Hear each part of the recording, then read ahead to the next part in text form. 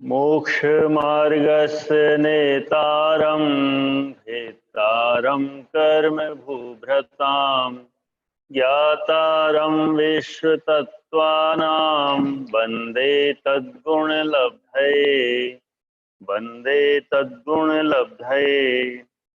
विद्यादिषु द्विचर्माय 26।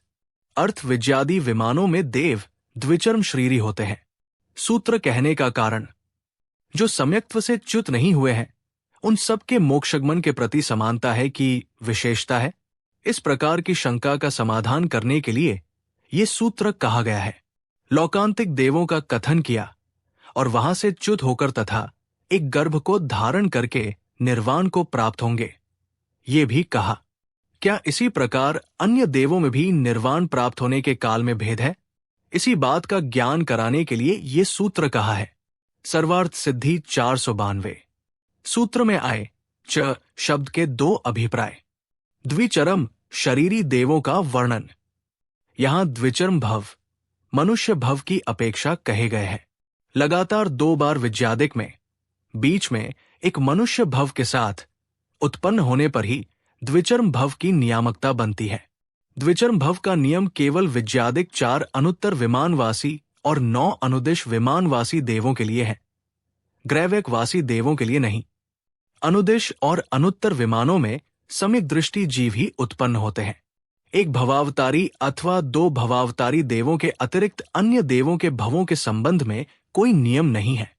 एक बार सम्यक दर्शन होने के बाद अधिक से अधिक अर्धपुद्गल परावर्तन काल तक जीव संसार में रह सकता है। एक भवावतारी जीवों का कथन करने वाली गाथा में आए जीवों के अलावा अन्य किसी का एक भवावतारी होने का नियम नहीं है। सर्वार्थ सिद्धि विमान के देवों के लिए एक भवावतारी होने का नियम है। देव पुनः देव और नारकी पुनः नारकी नहीं बनता, इसलिए देव या नारकी के लगातार 2 भवों की गणना में बीच का एक मनुष्य या तिर्यंज भव शामिल होता है। द्विचर्म देव नव अनुदिश व विजय वैजयंत जयंत एवं अपराजित विमान के देव द्विचर्म शरीरी अर्थात 2 मनुष्य भवातारी होते हैं।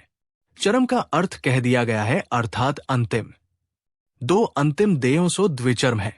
2 मनुष्य देहों की अपेक्षा यहां द्विचर्मत्व समझना चाहिए। विद्यादि विमानों से च्युत सम्यक्त्व छूटे बिना मनुष्यों में उत्पन्न हो, संयम धार पुन विद्यादि विमानों में उत्पन्न हो, वहां से चयकर पुन मनुष्य भव प्राप्त कर मुक्त होते हैं। ऐसा द्विचर्म देहत्व का अर्थ है।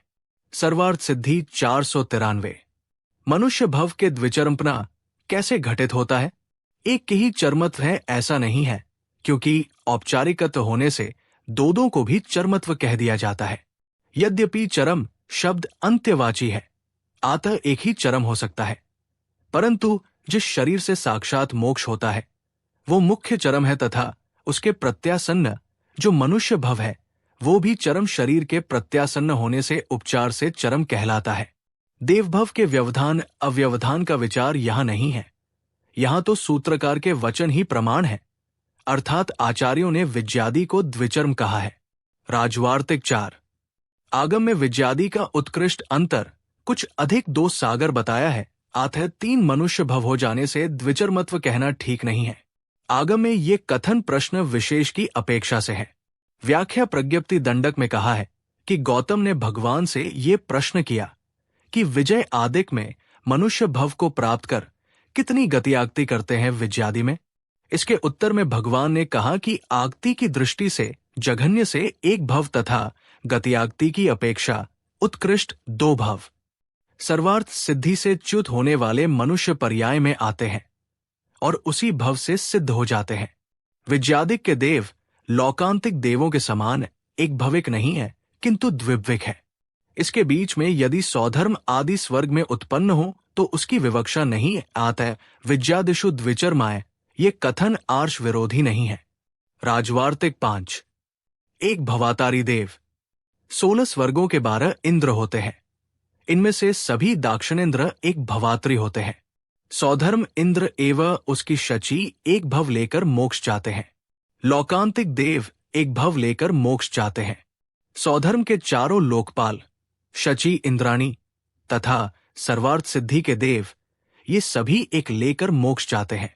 श्लोक वार्तिक 5/645। सौधर्मादि स्वर्गों के देव कितने भवों को ग्रहण करके मोक्ष जावेंगे?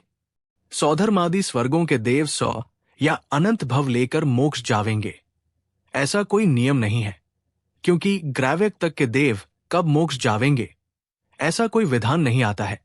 जैसा कि लौकांतिक देवों के एक भव का एवं विज्ञादि में उत्पन्न हुए देवों के द्विचरमत्व का विधान आता है। श्लोक वार्तिक 5/645। तत्वार्थ सूत्र अध्याय 4 सूत्र 26 से देवों के मोक्ष गमन का सिद्धांत की व्याख्या पूरी हुई। जिन वाणी माता की जय।